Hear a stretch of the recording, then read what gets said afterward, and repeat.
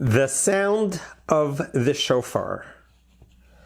The shofar is a ram's horn that takes central stage in the Jewish calendar beginning 30 days before the Jewish New Year's. The ram's horn is very first introduced at the very beginning, the birth of our nation, by our father Abraham, who was tested by God with 10 different tests. The final test was to take his only son Isaac as a sacrificial lamb offering to God. And ultimately it was just a test. And God told him, "No, Abraham, I do not want you to sacrifice your son, but here is a ram." And the ram would be the sacrifice. But your son will live on to be your progenitor, to be your future. And the whole nation will be born through your son. This ram had 2 horns. We every year take a ram's horn and we use it as it serves so many different purposes. I want to share with you today a little bit about the secret of the ram's horn. So the ram's horn is the horn that reminds us of Abraham's dedication, devotion, and Abraham willing to do anything to serve God. Judaism is a religion that's based on life, supporting life, doing whatever it takes for the living. And thus, when Abraham was asked to sacrifice his only son Isaac, it was such a tall order that Abraham was willing to do it, because this was what God wanted him to do. And he went as far as bringing his son to the altar with fire and all. At the very final moment is when the angel of God appeared and said, "No, Abraham, this is not what we do in Judaism. We don't kill. We're a religion about life."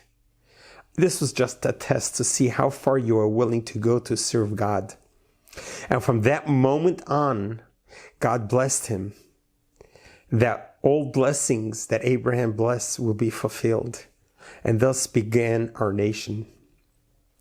So comes the beginning of the new year, which is the 6th day after creation. That is when the Jewish New Year's begin. That is when man was created on the 6th day of creation. At that moment, we take a ram's horn and we blow in it.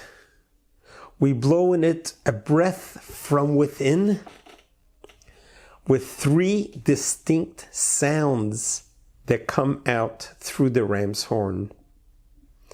So the ram's horn reminds us right away about Abraham's commitment and willingness to do whatever it takes to fulfill God's will. We too take this ram's horn to remind us that we too are recommitting ourselves to God.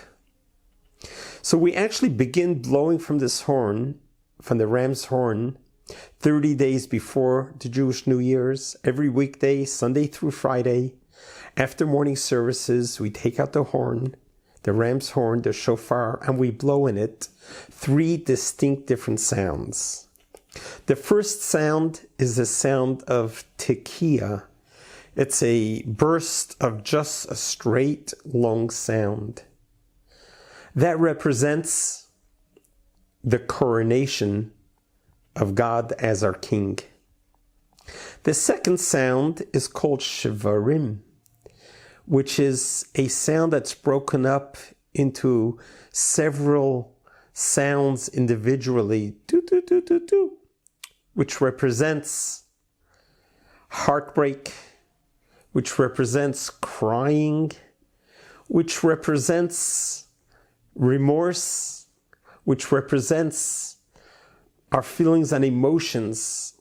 It represents all what has transpired over the last year and what needs fixing and repairing. And then comes a third sound, which is teruah, which is a succession of many sounds. What that represents is an action to break through barriers that are out there, to break through barriers like chiseling away, banging away, knocking away the traits that we need to knock away, or any barriers that may stand in our way between us and God. So these three distinct sounds that comes out of the shofar are very powerful. Powerful because it represents all that Judaism is all about, from the very first forefather Abraham till us. So this time of year, which is 30 days before the Jewish New Year, we take out the ram's horn and we begin the process of awakening our emotions, of awakening ourselves, and realizing that we need to get ready for Rosh Hashanah. We need to get ready for the new year. And this is part of getting ready, is number one, recognizing that God is our Father in heaven, that God is our King. And by blowing through the ram's horn, we are blowing a sound of coronation. So we are connecting ourselves with God in a very special way, telling him, God, yes, you are our King, and we are here to serve you. And then we go on to the second sound, which reminds us of our own frailties and reminds us how human we are and how at times we can fall apart. And then finally, the third sound is for us to just cry out to God. Let's break through any barriers that are out there so that we can begin, reset, and start a new year in wholenessness. The sounding of the shofar, traditionally over the millennia, has not only been used during the high holiday seasons such as now. It was used daily in the temple during the services when the temple stood in its all glory in Jerusalem. But going back in history, when Joshua came to conquer Israel for the first time, he was anointed by Moses, as Moses did not get to enter Israel, but he anointed Joshua, his successor, to be the one to bring the Israelites to Israel. He came to the city of Jericho, and he surrounded and marched around the walls of Jericho 7 times, and then blew the horns. And miraculously, the walls of Jericho came crumbling down. And that paved the way to make it to Jerusalem and all Israel. The significance is that the sound of the shofar has a miraculous, subliminal, spiritual, mystical power compared to no other sound that's out there. Especially in order to blow from the shofar, it's something that comes from within. You inhale the air and then you exhale it. So we are in essence transforming the air that we have inhaled and exhaling it into a sound that reaches the heavens. Let me share with you an event that happened with me personally 3 years ago.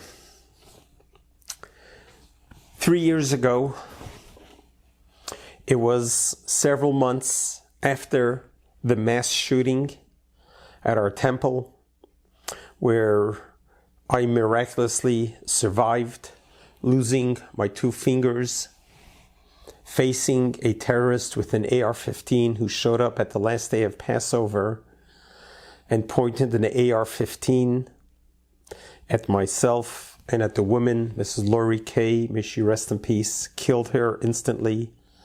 And he aimed to kill me. And he shot 4 bullets from the very powerful AR-15. When I turned around and to save the children that were behind me, which saved my life, I only lost 2 index fingers, but everything else survived it. The high holidays after that terrible, terrible shooting event at our synagogue, I was invited to lead services for a group in Florida, in Miami Beach, Florida. It was a group of families, several hundred, who gathered together at the Doral Resort. And my wife and I came there, and I was invited to be able to share some inspiration to those who have gathered there for the high holidays about surviving a mass shooting and how to respond to a moment of darkness in your life and how to turn darkness into light. I did not know anyone there. We were strangers to them, as this is a community that I've never been at for the high holidays. I've been for 40 years leading services at our community, but invited here to be able to inspire this group. I had no idea what stood in front of me.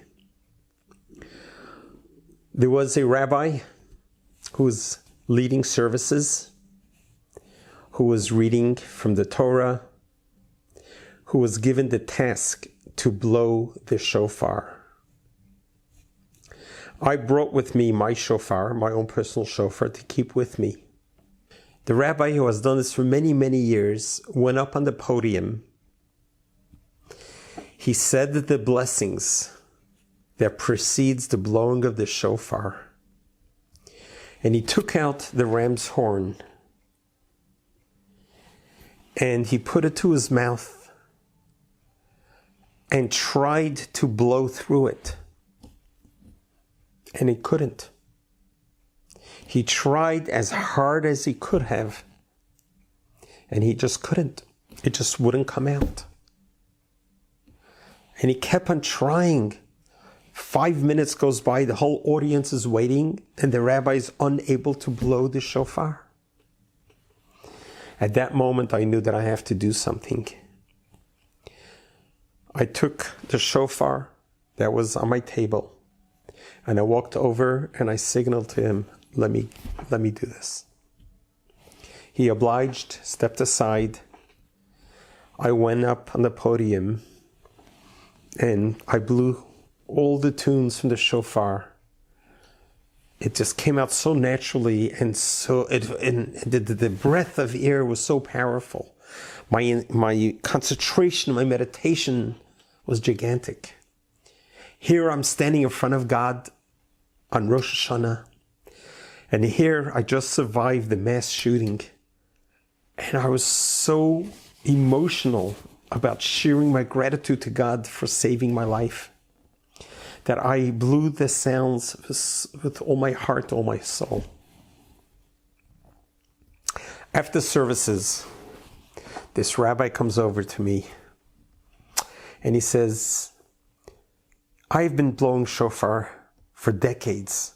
I have never, ever had this type of experience that I couldn't blow it. I can't explain it. It's something beyond my understanding why I just couldn't blow.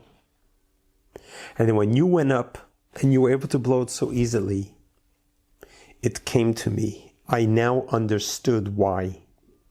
Why you had to be the one to blow the shofar this year than me. And he went on to explain that he was studying the laws about blowing the shofar And he came across an interesting law that if there was a circumcision in the synagogue, the day of Rosh Hashanah, you blow the shofar, then the mohel, the one who does the circumcision, should be the one to blow the shofar. Why?